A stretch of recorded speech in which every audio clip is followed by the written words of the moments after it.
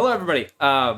If you are watching, and if you're curious where Eluna, played by the fabulous Bloody, was during the first part of what I'm calling Storm Churner, if you were curious where she was, you are in the right place.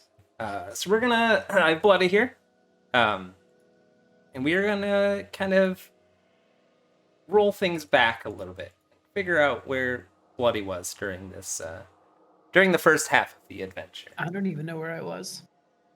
Um, so I'm just going to say, after your last adventure, you had probably about like almost close to a week off between your next assignment. One of the benefits of working at Xyperium is that although your duties are sudden in between your tasks and in between these quests that come up, you have a lot of downtime and a lot of things to explore at your leisure.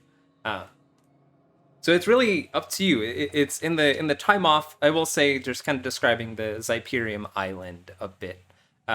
It's a pretty massive estate with a lot of forests and hidden temples and just a lot of nooks and crannies. Is there anything particular you and Eckert were doing in your downtime that you can think of? What we'd be doing in our downtime? So let's see. All right, like cut us to what, the shop, right? Like we got dropped off at the place, Yeah. and then we walked through the shop, and then And then after that, you were just kind of set about on your way. So I mean, keep in mind there's in Xyperium itself and in the guild members lounge, aside from like the naturey parts, there's a massive library. There are facilities where you can tinker and craft things. Slight spoiler: Jorbs the Barbarian totally made a hang glider of sorts, or like a flying suit. So stuff like that. It's like, what would you want to do in this giant compound on your off time? Aluna wanted to spend her downtime learning and getting a bit more in tune with plants because Ooh, okay. she's been very she learned Entangle, and she likes to use her thorn whip in creative ways and whatnot. Gotcha. So just Or practicing your yeah. more druid powers. Yeah, well, she's always been very bad at like the animal side of druid powers, like shapeshifting and stuff like that. And she doesn't really like to use her circle of stars too much. She trains like in private at night, Okay. like away from everybody. Yep. And she does that like at nighttime. But and she trains a lot. But during the daytime, she wanted to like learn more about what she can do with Gotcha. plants, and maybe seeds or something of the sort, of just like figure out how to have more utility and just have more creative use with her vines and roots, and potentially go in that direction a little more, because she wants to just like not be super reliant on Circle of Stars like entirely. Like she knows it's like her most powerful stuff, but she wants to have more utility overall. Gotcha. So I'm gonna say you're walking through the grounds and you're kind of enjoying this very serene, beautiful, lush greenery that's throughout the island. And I'm gonna say, as you're walking through, your druidic sense kind of goes off a little bit, and you notice that in the forest you see just a bunch of trees just kind of bloom out of nowhere, and so your second nature kind of kicks in. And you walk towards this druidic power, both you and Eckert. Eckert being your new familiar, who is an owlbear. He is fantastic. A giant boy. He's a giant boy. I'll say you're walking through the forest, and then you get to a small clearing. And that is when you actually see... Oops-a-doodle.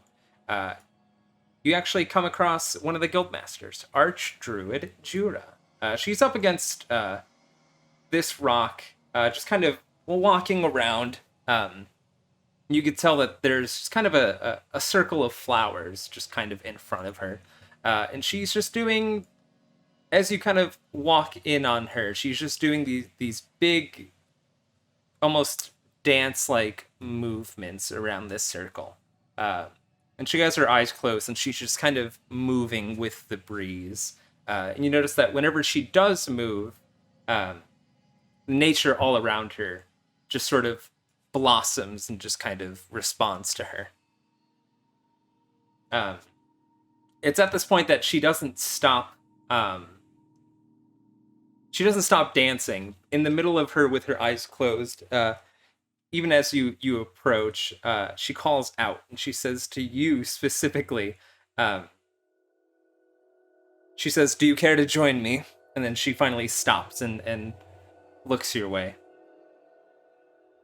I don't know how to dance. And she says, hides behind Rock. hides behind Eckert and Rock. I like to imagine Eckert's like peeking out from the rock, very clearly not I'm just hiding. Peeking out from Eckert. Jura laughs at that, and she motions for you to step into the circle. And she says, "It's not exactly a dance. It's more of a communication with nature. It's a second." Or she says it's second nature to all druids to tune into nature and feel. And she actually points towards the middle of the circle and she says, "I want you to stand in the middle for me." Eluna reluctantly goes to the middle, but she also, and she's always been a nature person. She feels somewhat comfortable, but also just like she feels nature comfortable, but socially uncomfortable. She notices that, and with a wave of her hand, she does a giant, big motion around her, and in the trees surrounding you, you just notice that the amount of leaves and bushes just multiply, and it seems like you are all just completely isolated in here.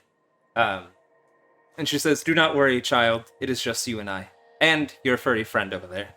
And she motions to Eckert.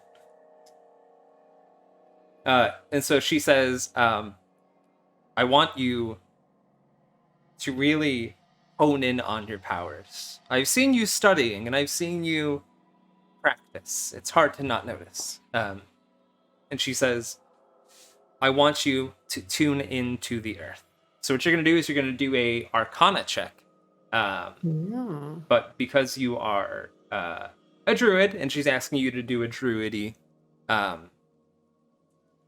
task, you're going to have advantage on it. So take the higher of the two numbers." Cool. Ooh, Luna with a crit. No, it's fine. Luna with a crit. Because you got advantage, roll a 5 and a 23. I almost did not do well.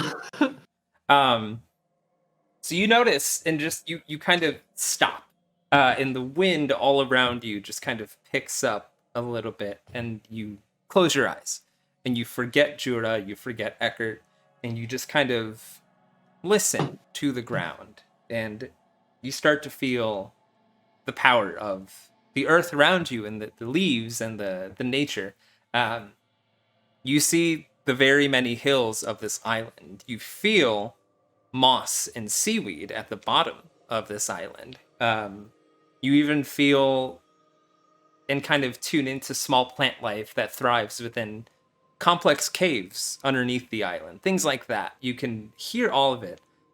It's equal parts graceful, but also very powerful. And as you open your eyes, you notice that Jura is walking a bit closer to you. And she kind of points around the circle at all these flowers. And she chuckles and she says, she says, "Guildmaster Sepidus, the brute that he is, he often chastises me and says I'm weak." And she laughs at that. "Many of the Typhon, or the warriors of Xyperium, often look down on the druids here." And as she says that, you notice that all of the flowers around in the circle have just wilted completely. And she says, "Becoming an archdruid and learning all aspects of the druid world means that you appreciate life and you can drain it," she says, as you look at the dead flowers that are all around you. And she says, "But more importantly, you can grow it." And as she says that, all of these flowers just bloom back to life. and these massive, massive bushes, these really beautiful, vivid flowers that now surround you. Eckert actually is off to the side when a bunch of roses just kind of like poof up into his face. And then she says, I've noticed your training. And she says, why do you do it in secret? There are other druids here. It was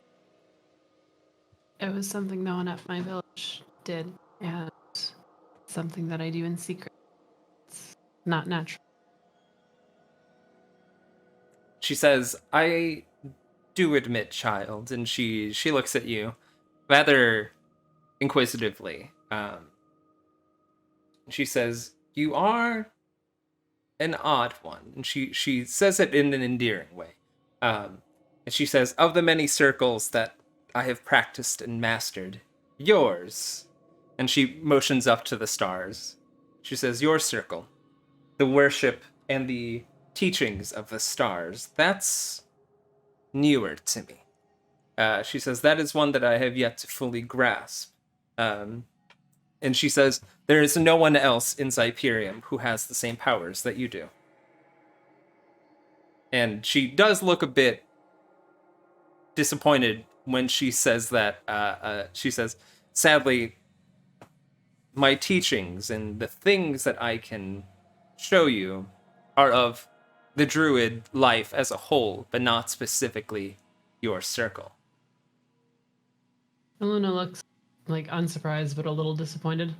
It's like a little bummed, but also she's just like always feels insecure about like this kind of stuff. I mean, she embraces it fully and she loves it, but she also, like, from a social perspective, that it's taboo.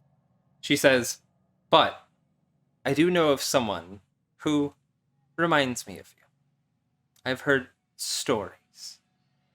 She says, child, what do you know of Guildmaster Cepidus? Quick question. Yes. Like, out of character question. Did we do anything with that? Not really. So what you're going to do, you're going to roll a history check for me. Okay, cool. I'll tell you, depending on your roll. Word. And then also the other thing is, keep in mind that like at all times she always has her hood on. Like, you know, she's always just very exciting. Anyway, history check. 12. Okay. So you know that Guildmaster Cepidus is not often seen too much because he is often fighting. So he is best described as, the way I described it to everybody else, I'll go ahead and show you his picture again. Oh, I'm looking at this picture of the big armor dude. Yeah. So he, best way to describe him is he could have been like a warlord who has conquered the world, like in another life. Like he only knows warfare and battle. But from what you've heard, he's pretty relentless and he's very tough on guild members.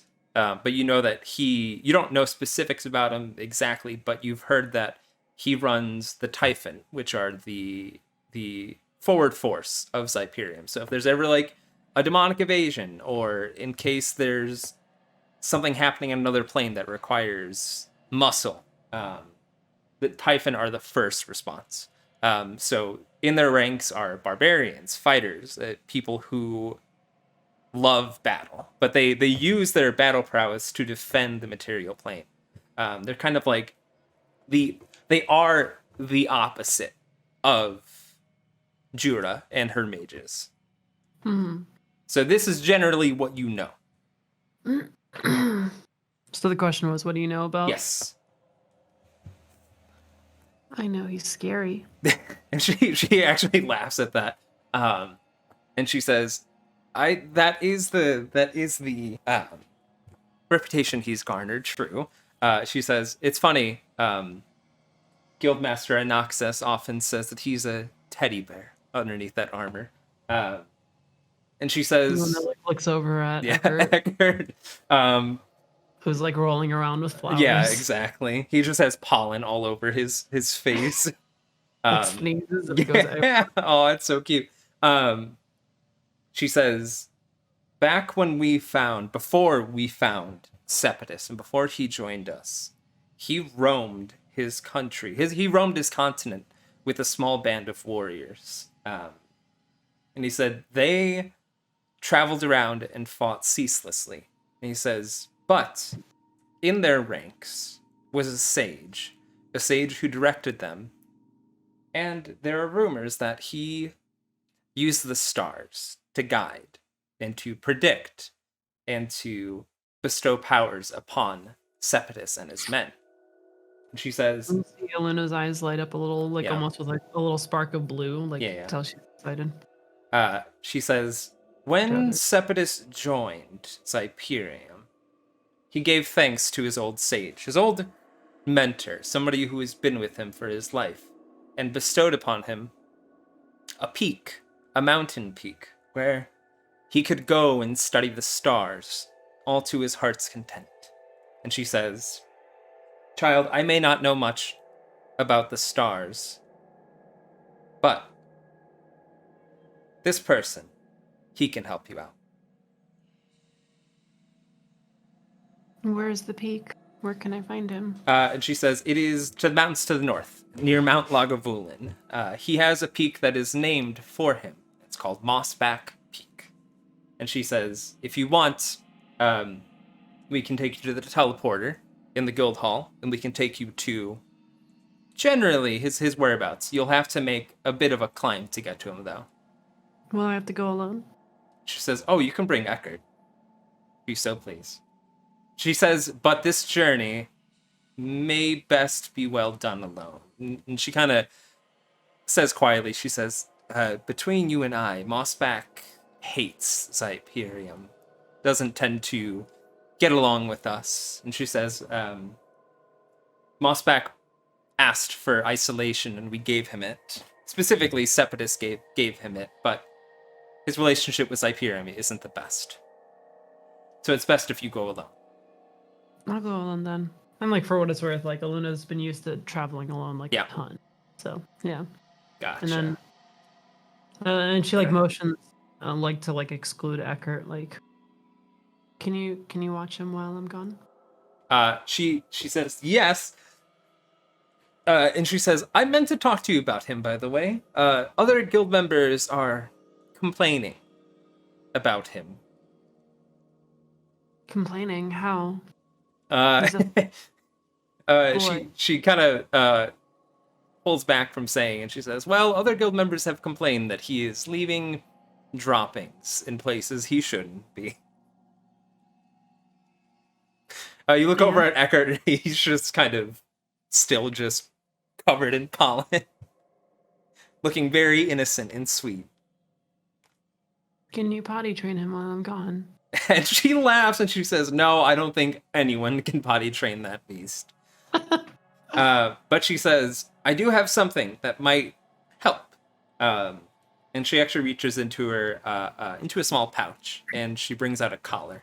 And she said, this is designed by Nitora Chalet, our head artificer. You may remember her from that one shot we did where she was the researcher on the beached kraken. And Jura says, this collar, it's enchanted. We use it on a lexicon of monsters we have.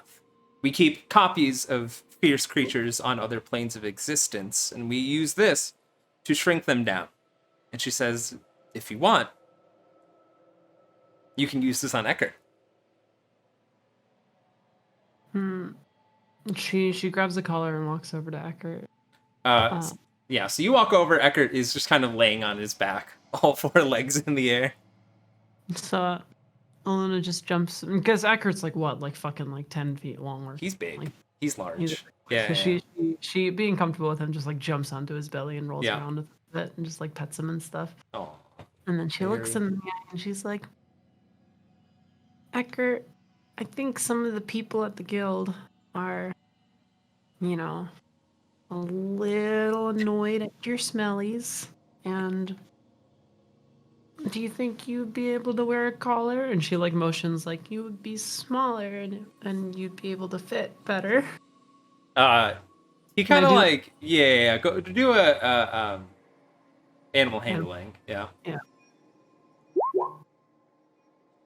Not terrible. I'm gonna say you kind of he kind of like it's like a pet that doesn't want to get medication. He kind of like backs away a little bit, but you manage to calm him down and put the collar on. Before I put the collar on, Okay. and I can tell that he's backing away, so I just like I'm like next to him, so I just kind of jump on him. Yeah. Just like because he's still like on his back a little bit, so I just like jump on him and like snuggle him and try to calm him down a bit. Gotcha. So give me 1 second. I need to look up something real quick. Second. Yeah, I saw that he was hesitant, so I wanted to pet him more. Gotcha. Yeah. So I'll say you pet him and he relaxes, and then you're able to just very simply. There's like a very simple buckle on it. Wait, I have a question. Yes.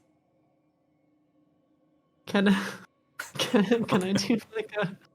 You know how you try to like when you like try to like teach a kid or like teach an animal something like, look, it's not so bad kind of thing.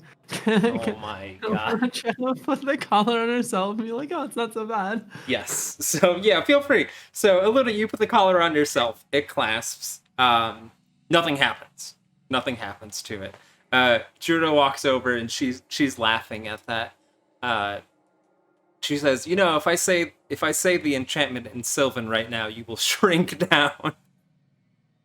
And she laughs at that. Eluna just like slowly takes off the collar. Judah says that every collar that we put on the creatures here, it's all bound by magic from the Feywild. And you may know magic from the Feywild is mischievous and odd. And part of the enchantment is reciting Shrink in Sylvan. And when you do, whatever is wearing the collar will shrink down. Okay. She like she's already taken the collar off, and she motions to Eckert like to because she doesn't want to like force it on him. So she just holds it out so he comes over. Yeah, he comes over. He's chill now. Okay, cool. So she's like petting him, and then she kind of like clasps it. Hold on real quick. I'm gonna see if I can find a Sylvan D&D translator. Let's see. Comprehensive D&D language translator. There's none for Sylvan. We'll just do Elf. Maybe. Or not. Come on, there are tons of nerds out there. There has to be a... Okay. Here we go. Okay. Does that generate random... What? Hold on, sorry, this isn't working. Shrink. Well, apparently it's just shrink. It doesn't work. You know what? That's fine. I'll just say you recite the word shrink in Sylvan, and you notice that Eckert just begins shrinking before your very eyes. How small? So Jura says, I suggest stopping him before he reaches the size of an ant. And she says she teaches you the Sylvan word for stop. Can we have like a word for it for later? Because it'd be nice for other people to not know the word. Yeah. Translator. There has to be. Common to Elvish. There we go. It's not working, I guess. That's weird. Come on. Yeah, at some point we'll find out a I keep on looking shrink, but shrink isn't working. Yeah. So maybe we use the word like small or something. Yeah. Ooh, that's cool. Not Elvish, but I'll find something for you specifically in terms of commands. But just know that the enchantment, the way it works, is you say the Sylvan word for shrink or small, and it begins the process. And then when you say stop, it just kind of stops at the height or at the size you want. Oh, that's pretty useful. Wait, I have an idea. Okay.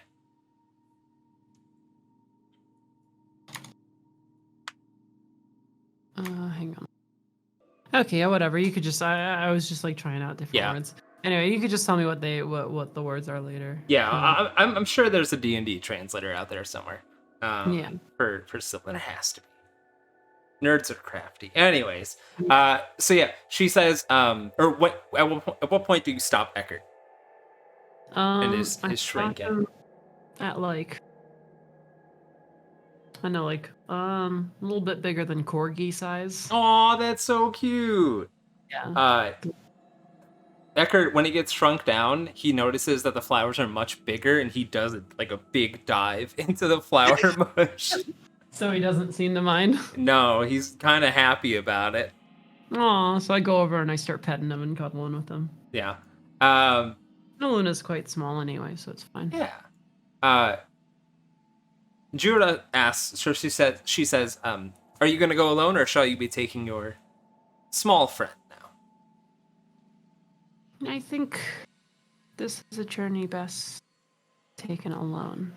And then she says, if you want, I can take Eckert with me for safekeeping.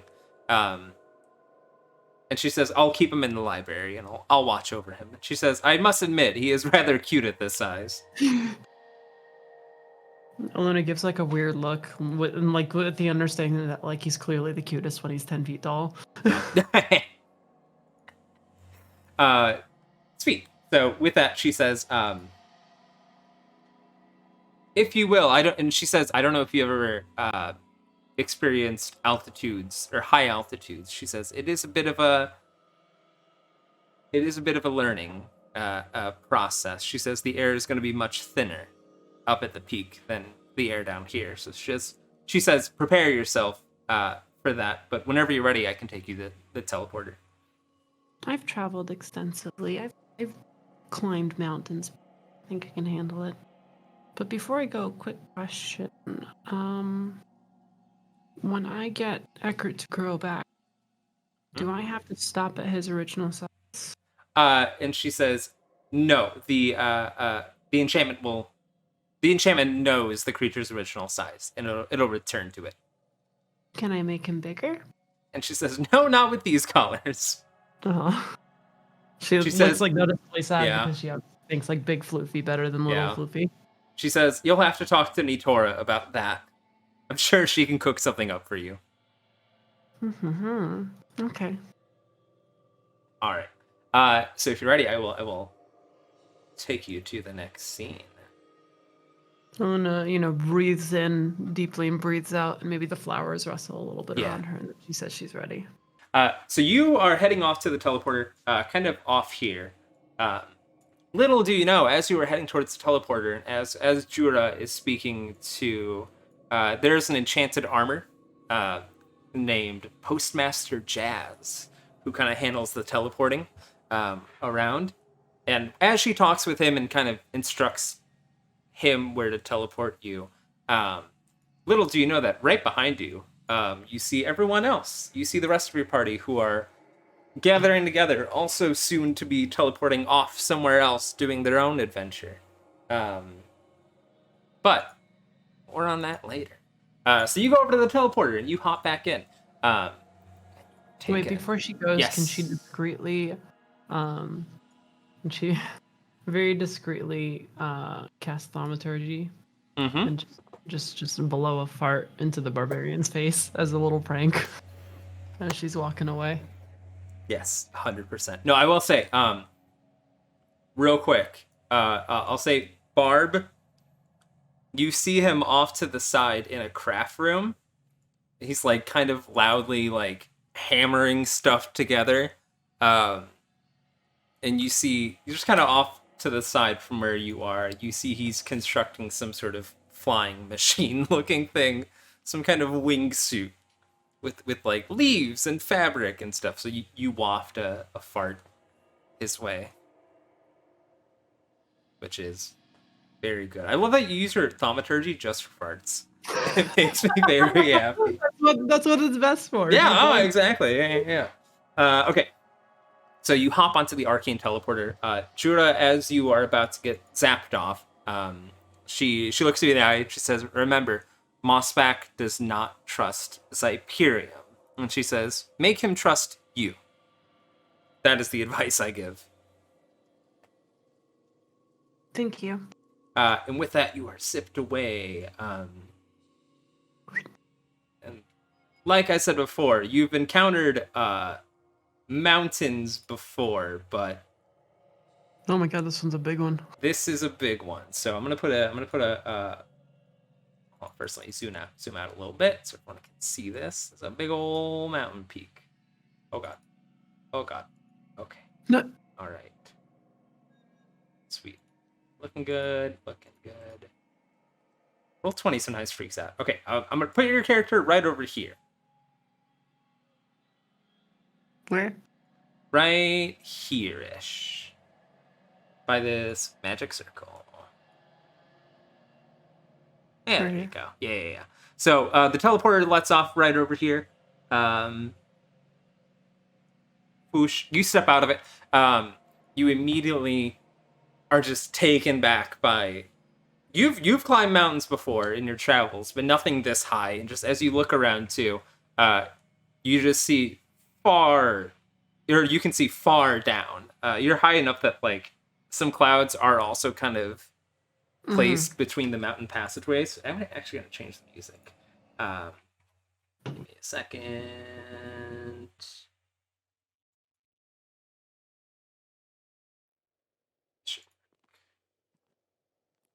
Yes, maybe.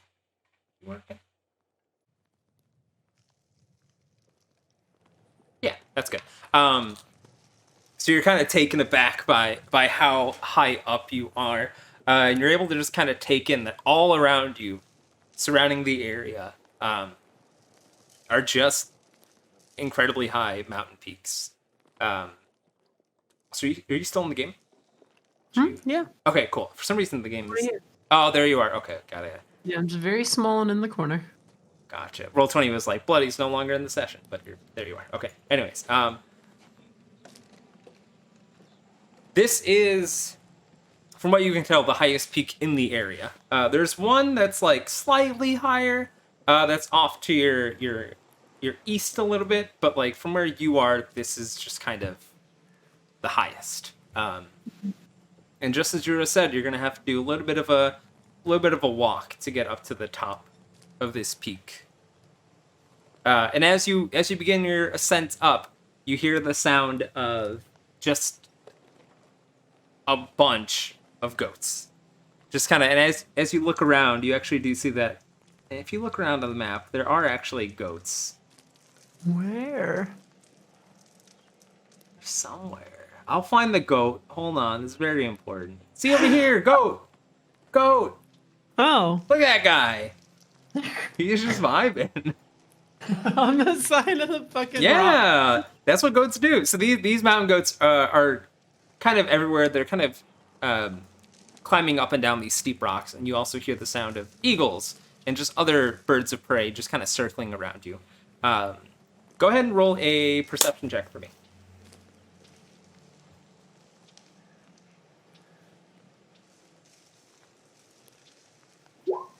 Ooh, 15. Good. So you're kind of walking, you're taking in the scene. You notice something over here. Kind of on the ground. Very easy to give away. There's a pipe. There's a pipe of some kind. Yeah, so... Good thing I'm so perceptive. Yeah, it's so perceptive. So you go over to it, and you just notice that there is a pipe that's kind of being shrouded in a little bit of an illusion.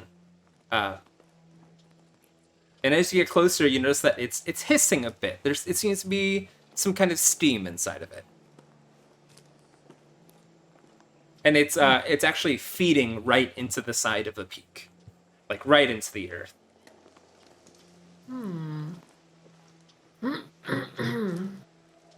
Okay, Can I roll investigation or something? Yeah, actually. Go ahead and roll investigation. Okay. So you can tell it's starting off like off the side of the cliff. Mhm. You don't know exactly what it's for, but this piece of machinery is definitely active. You can hear the steam. You can see the pipes kind of moving back and forth a little bit. Can I touch it?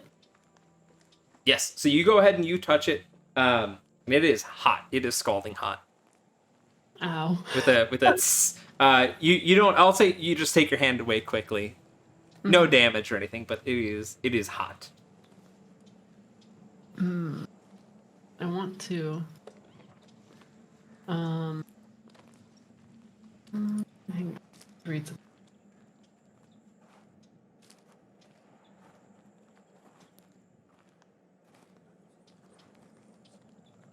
What are you planning? Hmm.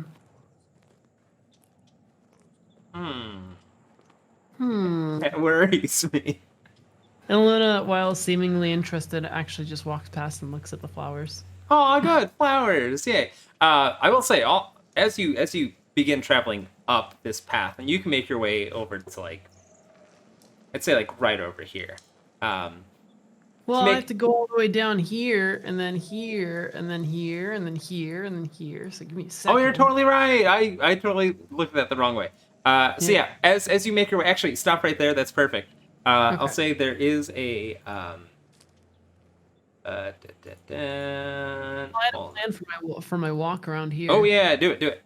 Yeah. Don't let you stop you. So anyway, she takes note of that, and she tries to remember to figure out where that leads. But as Eluna, what the fuck is that? Don't worry about it. Don't worry about it. Just keep doing your thing. They're just spawning goats. Yeah, don't worry about it. It's fine. I look away, I look back. There's like 20 more. Just goats populating. So Eluna, she just wants to be like quite a bit cautious because she's on the side of a fucking giant mountain. So she casts Entangle to sort of get roots to form like a little border, like kind of like one after another, just like all around like this kind of area. Gotcha. Up to like here, just like as she's walking, she kind of. I'll say that rather than casting it condensed over a single area, you're kind of spreading it out a bit. You're making yourself some footing. Yeah, just to make sure that I have like a little, railing to hold on to. Gotcha. Cool. So you feel free to make your way up, and in the distance on the path over here, like you said before, there are some goats who just kind of walked in. They're kind of grazing on some dry-looking grass. She looks over at the goats and just like, she likes animals. She thinks they're cute. It's like, hey, little guys, how's the grass? Just like awkward even with animals, but oh my god, there's more. Should I do like animal handling? Oh my god, there's more. Go ahead and do animal handling for me. Yay! Oh, that's so good. All right, they kind of like, you notice that one of them seems to be like the alpha male almost, and he has these big horns, and like for a second he goes down as if to charge, and then you just kind of move gracefully. You manage to just walk by him. They kind of like skip away on some rocks. They let you pass. You live. Congratulations. Oh fuck! What if I rolled a miss? Would I have gotten fucking rammed off the mountain? Just punt you off the mountain. Come back 4 months later. Yeah. Jorah's like, what the fuck happened? Yeah, you're just like, I fell off a mountain. Nothing I could do. No, I don't say anything. I just say goats. Yeah. Cool. So after that, feel free to just make your way up, like I said before, over to here. As if I don't notice what's going on over there. Yeah. Anyway. Yeah, over here, the secrets. So before she goes up, she goes this way because she just wants to explore. Yeah, sure. So I'll say actually, roll a perception check. Okay. 13. That's kind of low compared to what I. All right, whatever. So I'll say, like I said, you notice some other peaks off in the distance. Towards the east, the peak over there, you actually do see, and you can't make it out. It's quite far away, a couple 100 feet, so you can't see exactly. But you see people in the distance on a peak. You actually, as you're looking out, you see a bunch of remnants of like giant swords stuck in the ground. And you see a bunch of people kind of moving around. You see activity off in the distance. You don't know what it is, but you can't really piece it out. But you definitely see activity of a bunch of other people on a peak. And how far is it? I'd say like 700 feet away. Oh. It's far, but you can see that there are other people on these cliffs and on this mountain range. Interesting. I take note of that. Cool. And then the goats murder you. That was Joro was just in cahoots with the goats. Yeah, the whole time. The goats were the real archdruid. Yeah, exactly. Oh, those notes. Okay. All right, I go here. I smell the flowers. Oh, good. Really quick, roll a reflex saving throw.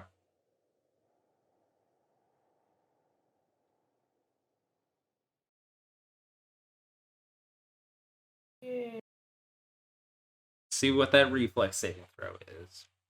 Wait, where is reflex? Or dexterity saving throw, I mean. Sorry about that. It's in saving. I was like, the fuck's a reflex? Sorry about that. Oh. That's fine. So all of a sudden, you're smelling flowers. Let's zoom in a little bit. You are smelling flowers, and then there is just this burst of force that lands right in front of you. It shoots the flowers into the air, kind of dissipates. You see petals fly out. More importantly, do a strength saving roll now. Oh god. Oh no! And a critical miss. Oh, bloody with a critical miss. I'm a bit small. This is what I prepared myself for. So you get flung. So you fly a bit, and you go right to the ledge, and you're about to fall. And you grab on. Can I do a thing? Yes, do a thing. Yeah. So as that's happening, I do a thing that was involved in my studies is that Ooh. I want to learn to be a bit more resourceful, and so I reach into I have a pack, and I reach into, and I have 2 seeds, and I kind of throw them, and I cast entangle on them, so they turn into roots, so I can grab them, and they like dig into the thingy, or so they like, and so I kind of like take them out, and then they like go around my arms. Yeah. That's actually really cool. I've never seen that. Or I haven't heard. Okay, that's great. Yeah. I'm gonna say you don't even need to do. You don't even need to cast entangle for that. We'll call that just druidcraft. Oh, sick. Yeah. Oh, wow. We'll just call that like druidcraft. Yeah, I really want to get more creative with that. Yeah, no, that's actually really great. So she pulls out 2 seeds and she does the little thingy and you Spider-Man a bit. So the vines come out a bit. Hold on real quick. And the whole thing of it is that, like, you know, with the strength save of 2, I'm expecting I actually get fucking flung. So like the whole thing is that, you know, they wrap pretty tight around my arms, but then like pretty thin, but then they get thick and they like they like chomp into the mountain, like and try to like dig in a little bit, so they're like sturdy, so they could support me at least. Yeah. So that happens. The roots clinging. You're hanging. Your hood, because of the blast, it kind of like falls forward in your face, and you can't really see who shot that at you. And you hear footsteps approach, and they're slow and they're a bit heavy, and you just hear a gravelly kind of angry, bitter voice just call out and say, "This is a private peak." Can I like continue casting the thing to like have the roots kind of pull me up? Yeah. Okay, so I have them kind of pull me up and over, and I'm just like on the ground, like cool. kind of like breathing. So So you're breathing, and you look up, and there is the end of a giant staff, like right in your face, and you can't see who's really kind of. Oh, like right fucking here. Yeah. So there's a figure. I'll say I'm not going to put the token out just yet. There's just a figure right in front of you, and they have a staff pointed right at your face, and they say it again, and they just go, "Give me a reason I shouldn't blast you off this cliff, or maybe you're like a goat. Maybe you can jump and hop. Either way, I'd be happy to see that."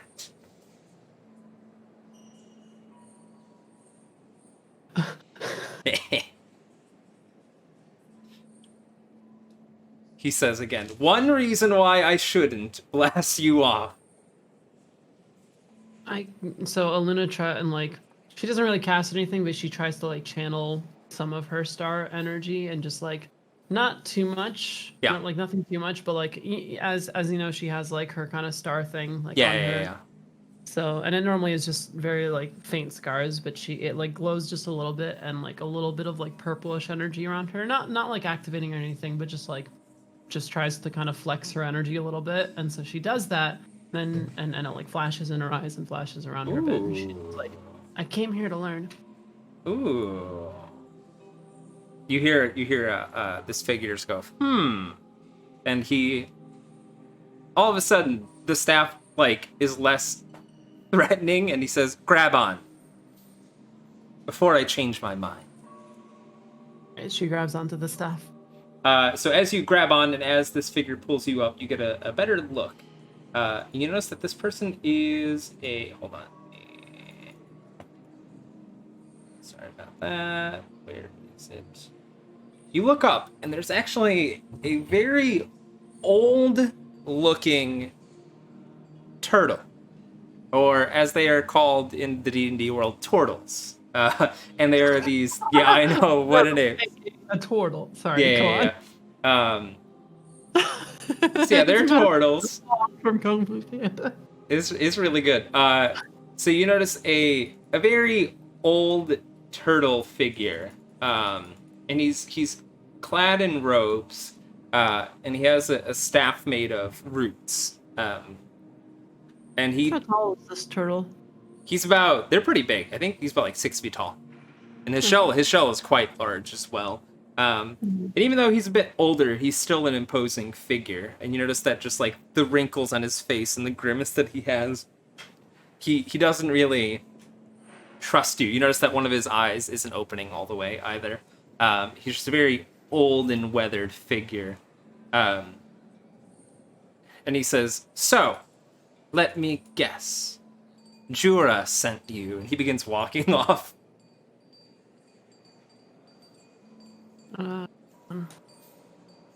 He actually walks this way.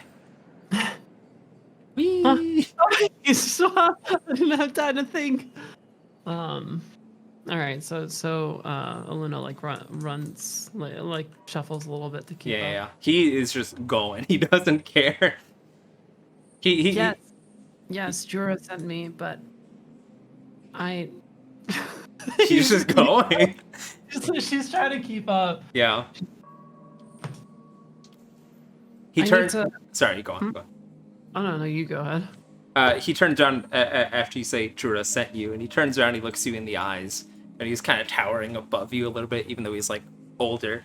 And he's also above the stairs too. Yeah, exactly. He just kind of looks down at you, and he just has the biggest frown. He says, "I always hated Jura."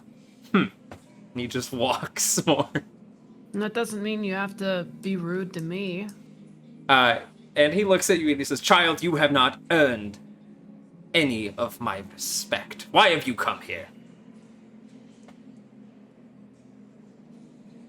I came here to learn more about my power. And he says, "Power, eh?" And then as you say that, he actually brandishes a weapon. Roll for initiative. Oh my god. Roll for initiative. It's going to be a duel between you two. So let's roll this. Fuck me. Ooh, he rolls higher, even though his dexterity is low. My dexterity is low too. Yeah. Oh no. This old turtle is like, "I'm gonna go first." Who wins, old turtle or small girl? Yeah. So results. he actually pulls out what looks to be, let's see. It just seems to be like a club made of animal skulls. So you see like the head of it seems to be some kind of giant bird skull that he's using as Oh, geez, I didn't mean to press that. Sorry. No, it's fine. So he steps forward a few feet and he swings at you very simply. With this, let's see what he rolls. Woo! He rolls a nat 20. Fucking bitch slaps me off. Yeah. With the club. So he hits a natural 20. Let's roll for his damage. It's not. Man, See. I'm getting beat up this trip. So he does. What's his strength? Hold on, I have it written down here. He just literally walks up and just backhands you with this bone mace, and you take 12 damage. What the fuck? 12 damage? And he laughs at that. And he says, "Oh, you're no druid." And he says, "You aren't even a warrior at all." And he stops his turn there, and it's your turn.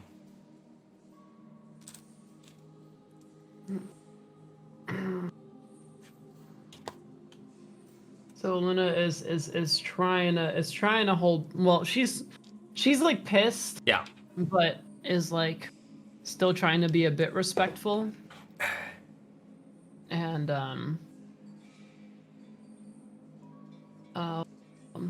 can I healing word myself? Does that work? Yeah, you can. Yeah. So she got knocked, like, let's just say, like, here. Yeah.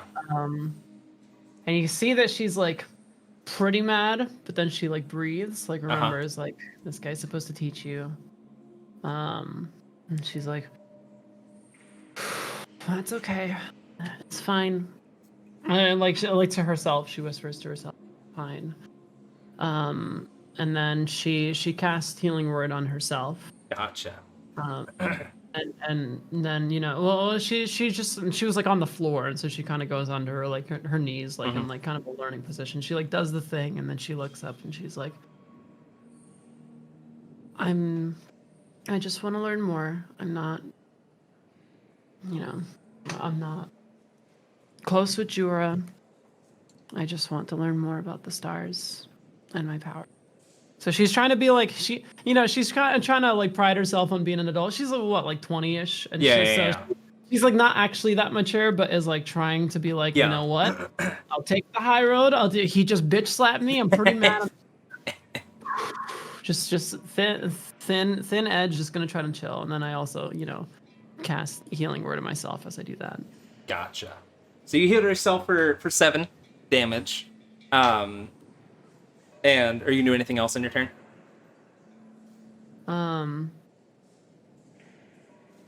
Can I do other things on my turn? So, I mean, any like bonus actions or stuff like that, anything that doesn't cost an action. So like healing yourself did cost an action, but if there are any bonus actions or free stuff that you have in your character sheet that you want to do, feel free. I don't think I do. So I just stand up after that and I just bow to him. Gotcha. Just a nice little, because like, she's never actually like learned from anyone before, so she's trying to be she's trying her best to be nice. Okay. Give me a second. Sorry. Ooh, let me play that again. 1 second. Should I roll for like diplomacy or something? If you want, yeah, go ahead. I mean, like, if you want to roll a persuasion check. Yeah. Christ, man. It's almost better that this doesn't work out.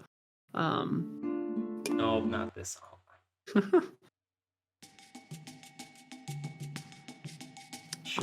That's some dual music. Holy shit. This persuasion. So, Bloody, with a persuasion of 5, what are you gonna say to him?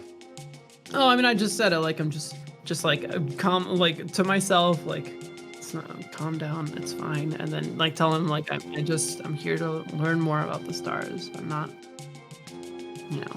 here or I'm not close to Jura or anything. I'm Jura of the fucking stars. RuneScape music. Hold on. I have to put it down a little bit. Sorry, it's a little loud. It's fucking RuneScape music. Will you be able to turn it down a bit? Yeah, I got it. There you go. Good. Yeah, so he says you're not even a druid, whatever. So she's Yeah. I am a druid. I'm just here to learn. Gotcha. That. Sweet. I guess she's trying to be respectful and is like doesn't really know how to do that properly. So yeah, you know. Cool. Hold on, sorry. Whew. Cool. Sorry, I'm looking up some cool stuff. Bet you didn't see the peaceful route coming, huh? You know. Okay, so he gets even angrier at you when you say that, and his face twists to even more like disrespect. And he like steps forward. He says, "The star." He says, "You don't deserve the stars," and he lashes out, and then he extends a hand, and there's this brilliant flash of light. Do a Constitution saving throw. What is that one? Oh. Yep. Okay, so you attempt to shield your eyes. You attempt to shield your eyes, but you just miss it, and there's this brilliant flash of light, and you are blinded. You just cannot see anything. So you are at a disadvantage for most of your abilities and combats for the time being. Let's say. Sorry.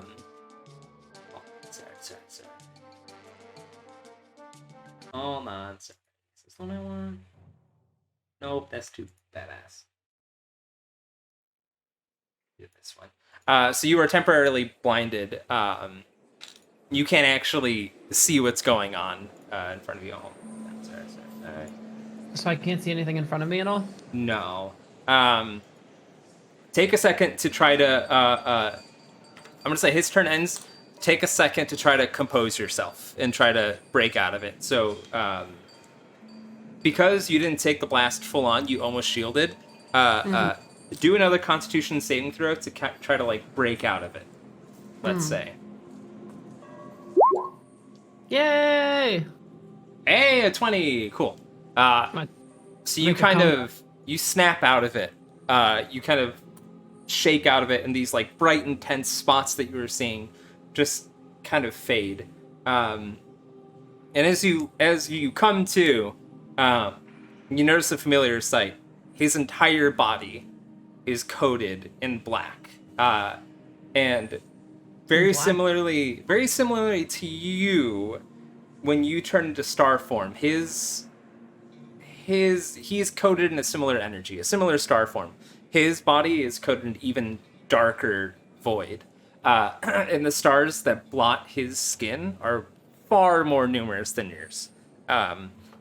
You have like constellations and stars in your form whenever you turn. He has exponentially more. And as you look at him, you notice that he has a giant, great bow of energy, very similarly to the one that you have, and he's aiming a massive bolt or massive arrow right at your face. And he says, "Show me. Don't waste my time. You're beating around the bush, child." And he says, "If you want me to show you," he says, "show me." Before he even finishes his sentence, Ooh. like Eluna is so she gets like she gets almost borderline like traumatic feels from this because she's never felt anyone else's like star energy before. Yeah. So she starts like breathing heavy as he starts his sentence, and like, you're like half like mid late way. She just starts panting like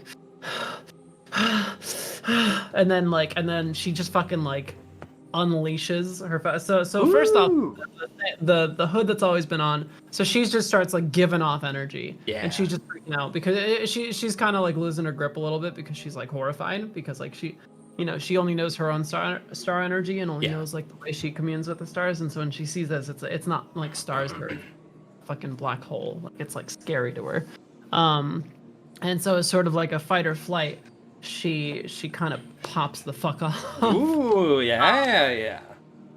And so she basically she really like exerts herself like super hard to push off like to kind of go like full power. Yeah. And she fucking pops off her star form. Yes. The hood flies off. It's like, the cape is like flying, like Mm-hmm. obviously, you see her horns. And then she opens her eyes. Her eyes are kind of like this purplish whitish, and then you see it's like clear, like she's doing the thing, and like it's clear that like her whole arm is lighting up, and like that's kind of like her little star communing thing. And then from there, sort of from her arm, it like changes it changes to like this sort of like completely like starry constellation. Yeah. All of her, and then she does like one big like burst to give off. Again, like it's like a fight or flight, so she kind of like freaks the fuck out and is doing this as like a sort of like put out as much like output maximum energy to try to seem bigger than you are kind of thing in nature, like how animals kind of do that shit. So she's like trying to like subconsciously do all the thing. Yeah. And you are doing it. And he smiles. You finally did this. He lets out a smile and sighs, and he says, "You are not a druid." And he kind of like lowers his. She starts screaming even more because she's still freaking out. Yeah. I need someone to shut her up at a point. But anyway, so she's just like still scared. Yeah.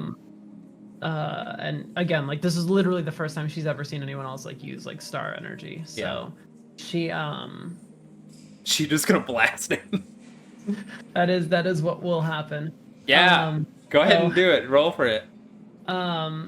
So she with this hand, she summons her bow. Yeah. And it's this like brilliant purplish blue. And with this hand, because I'm pretty sure I could do this as a bonus action. Mm-hmm. So I can do a different attack as well. Yeah. So she summons the thing, and with this hand, she freaking casts her moonbeam. And so let me back up so you can see. Yeah. But basically, she does this like straight up.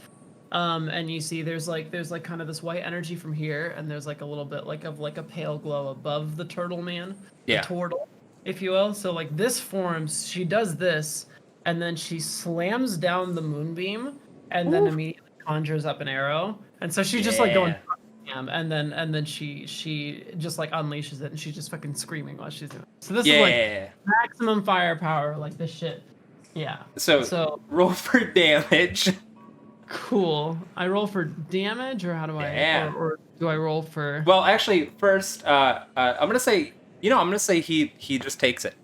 You don't even have to roll for it. So your moonbeam does. I rolled a 1. Oh, I don't have to roll for it. Okay, good. Yeah. Your moonbeam does 8 damage to them. So it blasts him. He stands still as the moonbeam just kind of casts over him.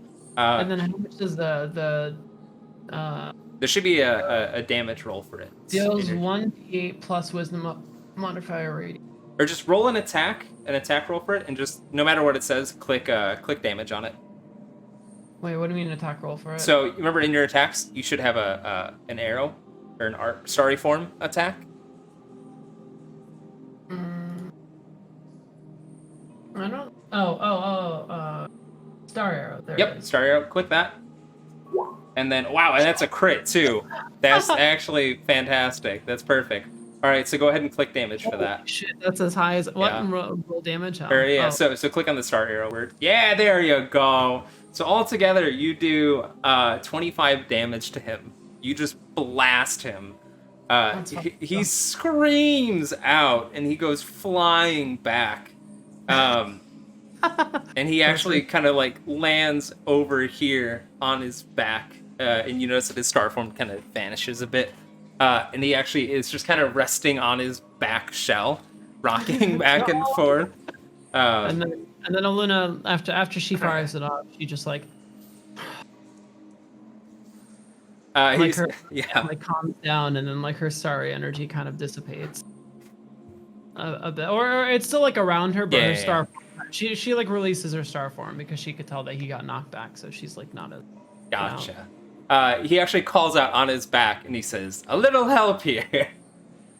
And then she snaps back to it, and she's like, "Oh my god, She's like she like turns like beet red, and she's like very embarrassed that she like freaked the fuck out like that. And she's also like super embarrassed that her fucking cape went off. So first and before helping, she like quickly like fumbles to put the little hood back on, and then she runs over and extends her arms out and like plants her feet in the ground. And actually, let's just say for like quick good measure, like Druidcraft, like little roots like freaking go around her feet just to make sure she's Yeah, yeah. And he's heavy. Yeah, he is heavy definitely. But you managed to pull him up, and he looks a little exhausted and a little kind of thrilled. And he says, "You didn't let me finish." And he says he's a little winded. And he says, "You are not a druid. You are something more, child." And he laughs at that. And he says, "Apologies for the hits." And he motions towards his makeshift mace. And he says, "This was supposed to merely graze you, but I surprised myself. Are you okay?" I'm fine. Are you okay? And he says, Like surprised that he took literally full power because I mean, I hit the critical, but also Yeah. like her intention was to fucking go as ham as possible. So it happened to work out really well. He brushes it off and he says, "Child, do you realize the company I kept for centuries?" And he says, "I nursed," or he said, I basically nursed a separatist to strength." And he says, "I've seen brutality and I've seen my fair share of battles." And he says, "Don't worry, I'm just fine."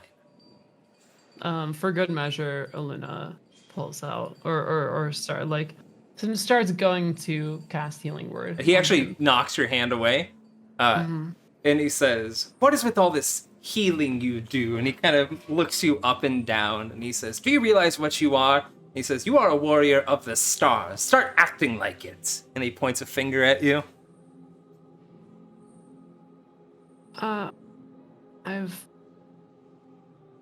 This wasn't a power that I like to show people. And he laughs at that, and he says, "Do you realize just what you hold, child? Do you realize what you wield?" The power of nature and the stars. And he says, "Not just nature, and not just the stars." And he says, "Come, I have something to show you." And he says, "I can fix us some tea. It'll help our wounds." And he laughs a bit at that. He begins walking more towards the peak over here. And as he's walking up, and kind of zoom out a little bit to look at the entirety of it real quick. Yeah, I'm looking. I don't see shit. Yeah, so he begins walking up, and then as you're walking, you notice a lot more pipes, just like you saw from earlier. And you saw what it's feeding into. And as he walks up, and as Mossback walks up to it, all of a sudden, in front of you, you see this. Oh my god! How did I not see that before? This massive illusion has dissipated, and before you, you see this massive observatory. Eluna is blown away. You actually see, you can look, all of the pipes. If you look around the map, all the pipes. Yeah, I see that. Yeah. So I'm like right here, right? Yes. Mossback laughs and he says, "Welcome, child. This is my home. This is my peak." I love it. And he says, "Before you come in, do not touch anything." And he says, "I spent centuries trying to learn how to operate this thing. You wouldn't realize how often it breaks." And he says, "So no touching." Okay. And he just kind of grumbles, and he actually takes out a giant key ring with all of these keys, and he's sifting through and mumbling to himself about all of these keys. And he lets you inside. Swoop. So he lets you into the first floor. All underneath you, you look down in these panes of glass. Go ahead. I'm like right here, yeah. Oh, you already put me in. No, oh, it's fine. There's two of me. There's two of you. He motions down and Can I says, tap on this? "Yes, you can. It's these huge panes of glass. You are just surrounded by directly underneath you. There's just a vast array of steamwork technology at play. Go ahead and roll a knowledge arcana check for me real quick." Mm-hmm.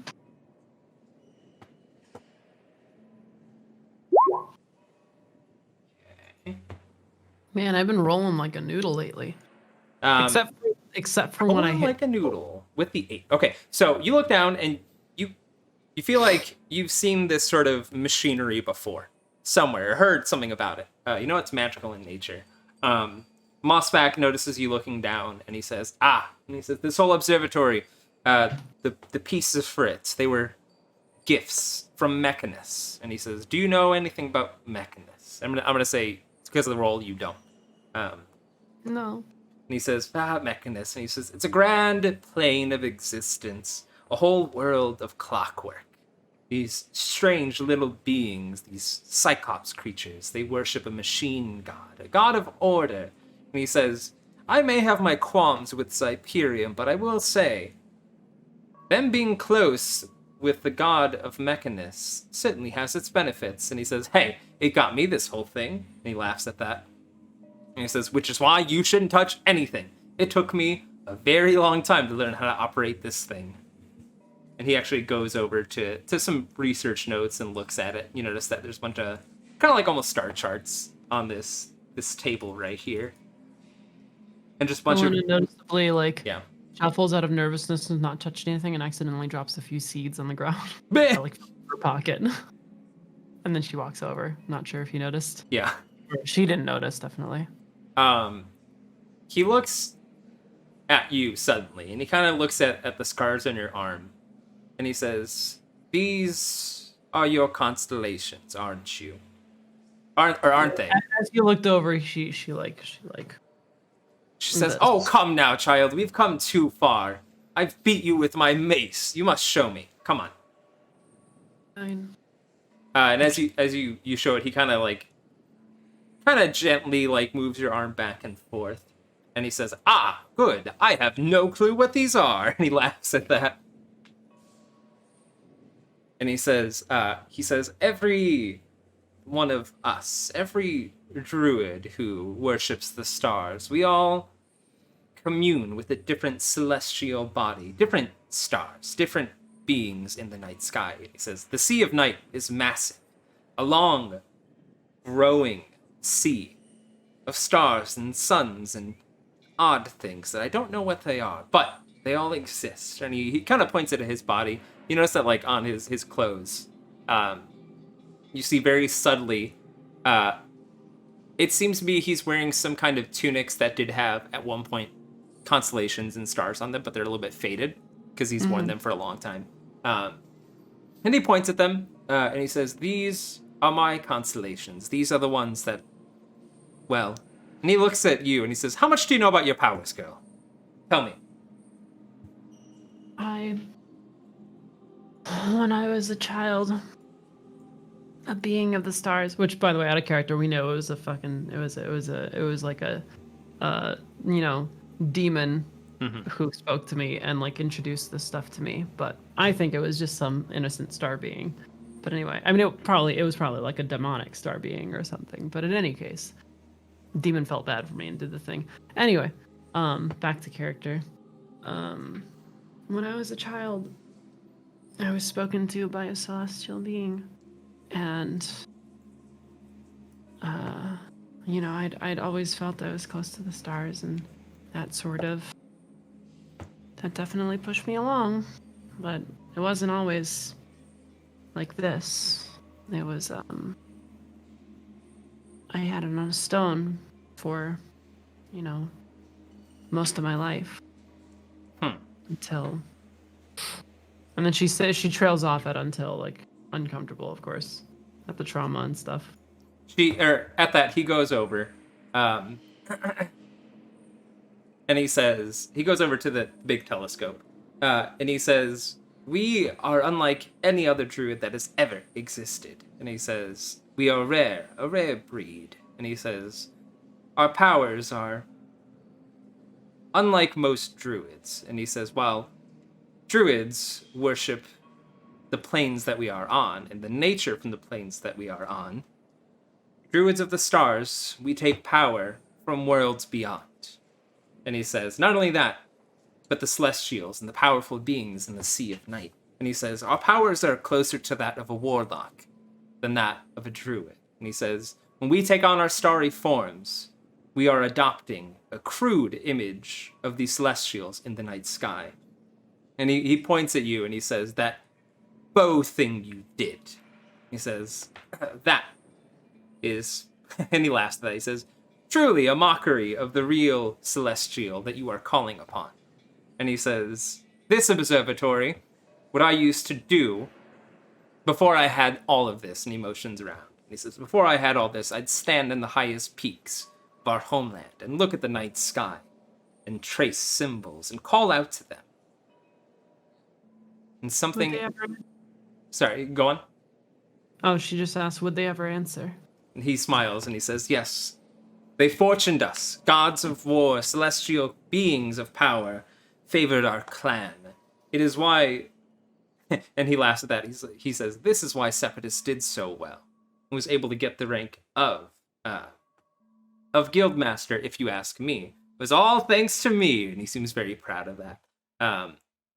And with that, he says, when they gifted me this observatory, I was able to scan the night sky, find the celestial bodies that were me, the beings that I were mimicking.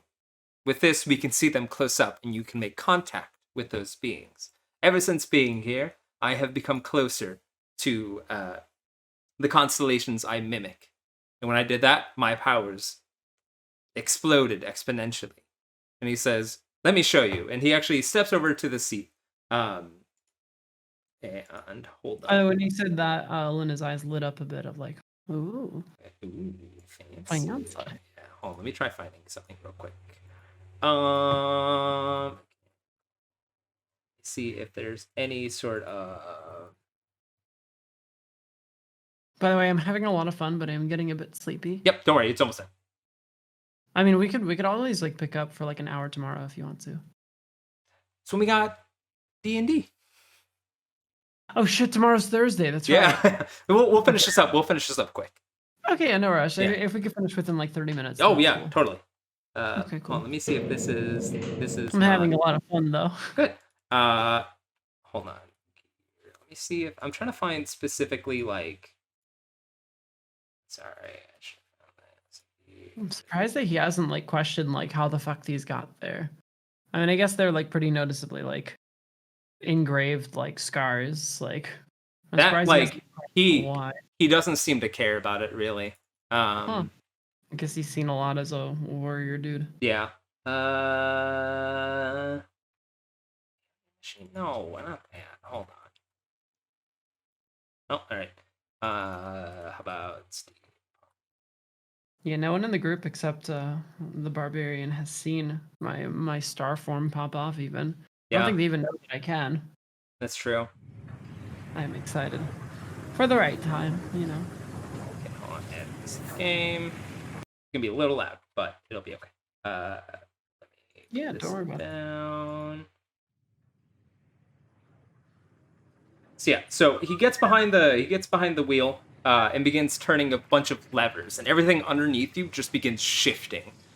You kind of get like rocked a bit. You can tell he doesn't ever really have guests, which is why he has just the single seat.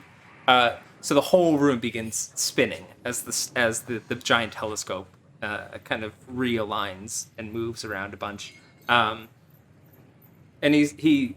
it stops suddenly, and he looks up at the night sky and he says, "Look, these are my constellations." And he gets out of the way. Oops, sorry. He allows for you to sit up. So you go over, and you're just kind of like dwarfed by the immense size of this telescope. And as you look in, it is just pitch black, and you don't see anything. And he says, "Do you see?" I don't see anything. It's just pitch black. He says, "Haha, good." And he says, "My patrons wouldn't want you to see them." And he says, "Child," and he points at your arm, and he says, "We are going to find your constellations, and I'll make sure that we make contact with them. How does that sound?" Really? That sounds amazing. I owe them my life. I'd love to be able to speak to them again. And he says, "No two druids of the stars are alike. We each worship different celestials. We each get our powers from different celestials. It's only fair that the one to do your training is the one on your arm. Makes sense, no?" And then with that, he kind of shoos you out of the way, and he begins kind of like shifting all these knobs and stuff like that, and begins moving the telescope around. Did he already like memorize the pattern on the arm? He occasionally is like looking out at it, but after just like a minute, he swears suddenly, and he kind of swears out loud. And he says, "Blast!" And he kind of looks up, and all of a sudden you hear lightning. Hold on. So yeah, all of a sudden you just hear lightning outside, out of nowhere, and the sky was clear. And you can tell he looks rather surprised by this. And he's like, "Come, child, back outside. Something is amiss." And so he yeets you back outside. Take you right here. Stop this. Oh, it's raining. Oh God. Yeah. So it started downpouring out of nowhere. And it wasn't... Oh, let me find that. Sorry. You didn't see any storm clouds at all. It just kind of suddenly downpoured. Should I throw myself in there, by the way? Let me do it. There you go. Okay. And he looks around, and he pulls out a little telescope around. And he's like, "Child, you tell me, do you think this rain is natural?" No, it can't. There wasn't a cloud in the sky before. And he actually kind of goes over to the side, kind of over here, by this area. Oh, no, fell off. You just yeet off. Goodbye! So he brings up this telescope, and it seems a bit enchanted. It seems a bit magical in nature, and he's looking up, and he's looking through this lens, and he lets out a whistle. And he says, "I've seen many things. I've not seen that before." And he points up at a giant storm cloud where all this rain is coming from. He says, "Look, child, through this." And as you look through, and as you look up at this cloud, at first you just see this storm cloud. But as the magical lens begins shifting a bit, suddenly you see through it. Through this storm cloud, there's a massive ship in the air, flying, surrounded by storm clouds. It's this storm cloud is generated from this ship, and it is very large. It's about like roughly the size of this kind of peak you're on. And as you look up, it actually flies over you, and flies to the east, towards the other peak. Mossback grabs the telescope and runs over to the opposite side, and he's like, "Move, child, move!" Wait, right before that, while I was still looking through the telescope, do like a perception check to like gain information? Yeah, go ahead. Cool. Sorry about that. Cool. So you look on it, you look up, and you see on this big blimp airship thing, you see a crest, and it is a crest of what looks to be a falcon or some kind of bird of prey, and it's scarlet, and it is a symbol that you haven't seen before, but it is painted on the side of this airship. How high is the ship? Oh, it is. It's very high up. Yeah. Okay. Anyway, he says the thing, so I run over. Yeah. So if you have a question about the symbol, feel free to ask. What does that symbol mean? And he takes the telescope and he's looking at the other peak, the one that's hundreds of feet out, the one that you saw before that there are people at. And he says, well, whatever that symbol was, it's been plastered all over the crates over there. He gives you the telescope. And as you look in, you see in the distance there is a... go ahead and roll another perception check for me. You are at an advantage for this. Cool. Woo! Hey, didn't need advantage. And a crit! And a crit! There you go! Look at that, buddy. Alright, so you look through, and you notice a couple of things.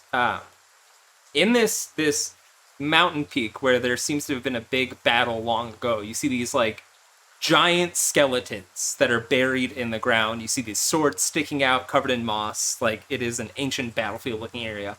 Within this grave-looking peak, you see these mercenaries that have been making a camp in the area.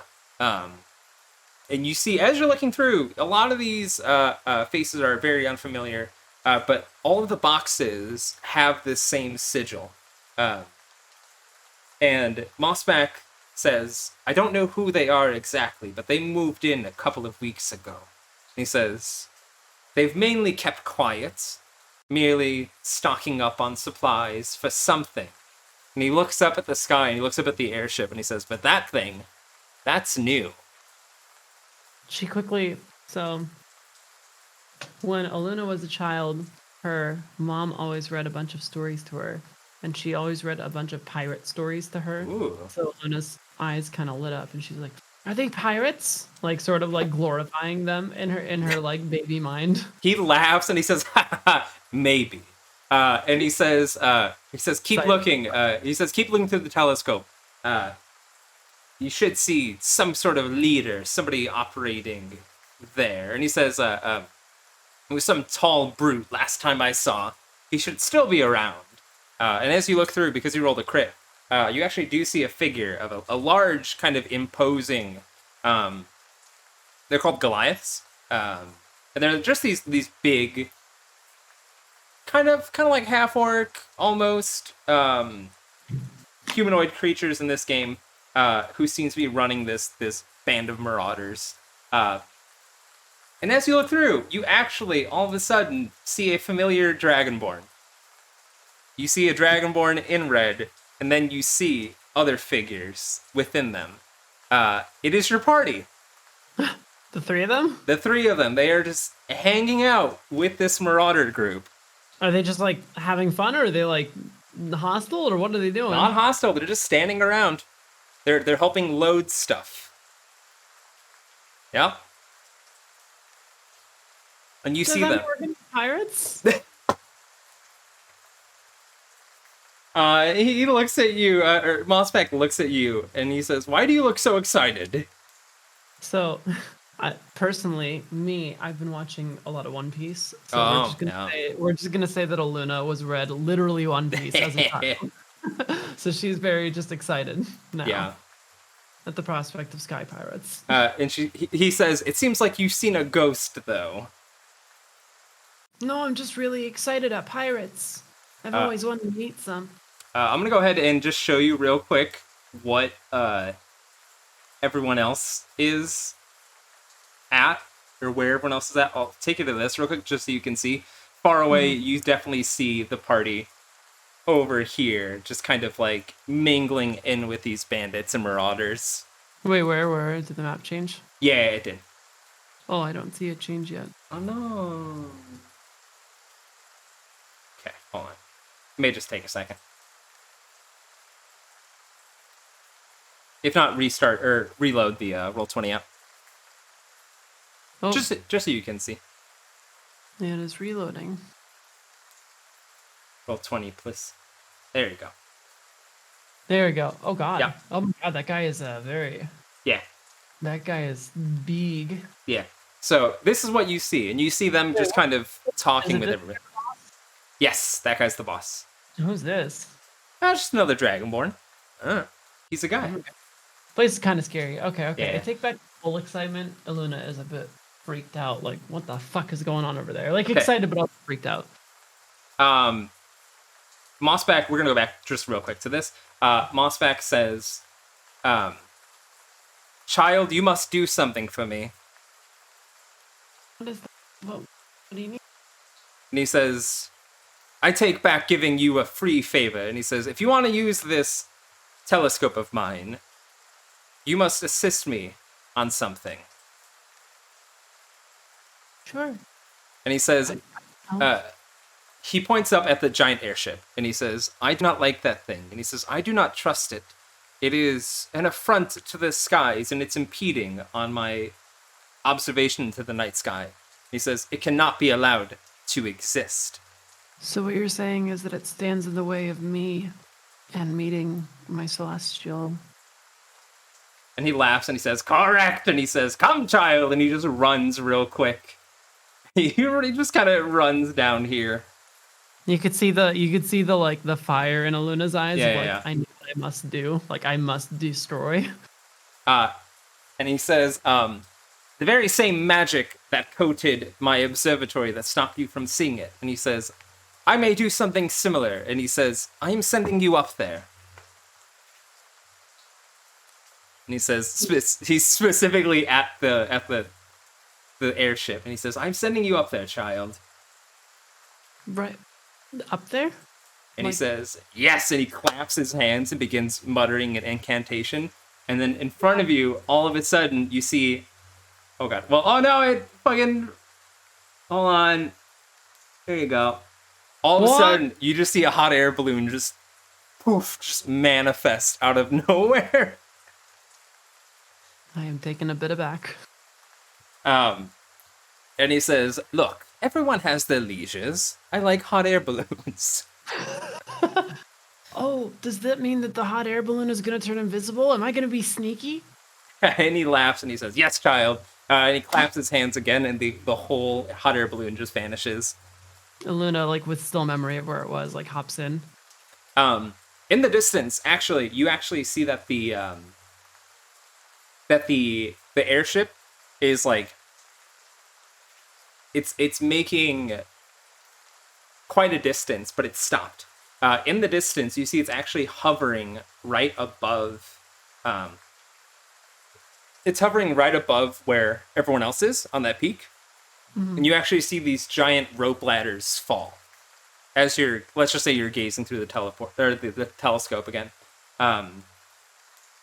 Mossback goes over to you, and he says, "I must admit, child, you have surprised me." And he says, "I suspect you will continue to surprise me."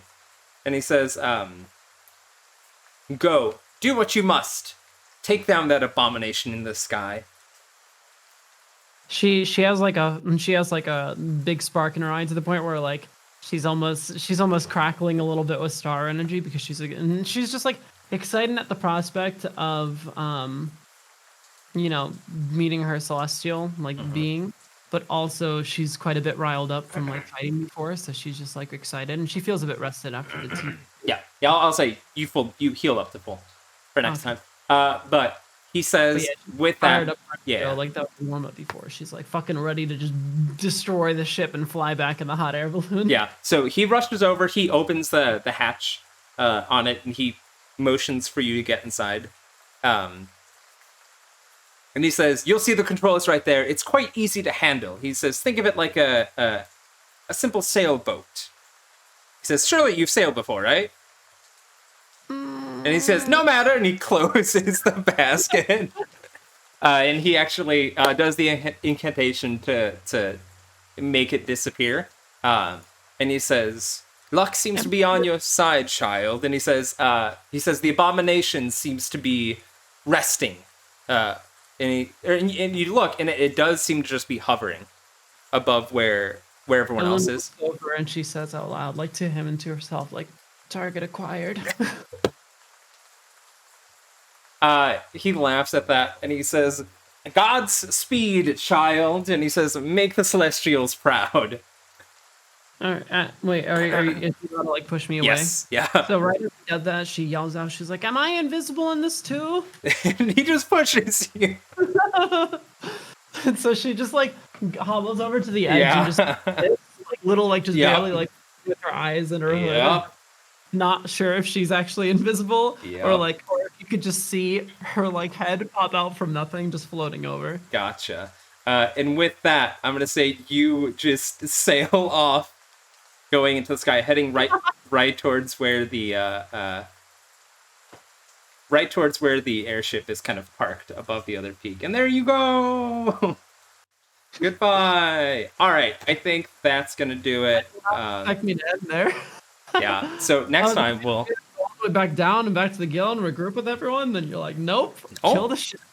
No. Well, keep in mind everyone else is also going to be boarding this ship as well. So you're going to be. Well, everyone else seems like they have their own plans of being friendly, and Eluna does not. Eluna is well, she's driven entirely by I might get to meet like my savior and my god. Like, you know, that's the one person she like, aside from like her like mother. Yeah. That's the one person she like cherishes and like worships and loves, even though like she's spoken to him exactly once. Yeah.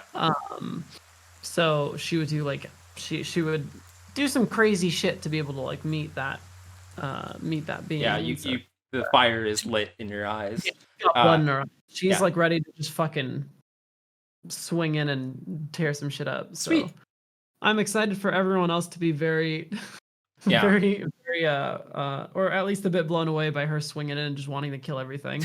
It's gonna be really good. Everyone's gonna be very surprised. She's flying over. Not only is she extremely like you know, she's driven by her new master or like her new like sensei, like telling her to get rid of it, but she's also just like hyped up by the pirate shit, so she's especially rowdy. Gotcha. All right, I'm gonna say bye in the video, and then I'll say bye to you afterwards, buddy. But thank you everyone for watching. Coolventure's Quest Club is recorded live in the studio audience over on my Twitch channel. There'll be a link in the description. Thank you for watching. Expect more solo adventures with everyone else as well. Next episode is gonna be sick. Yeah, I know. I'm very excited. All right, thank you, everybody.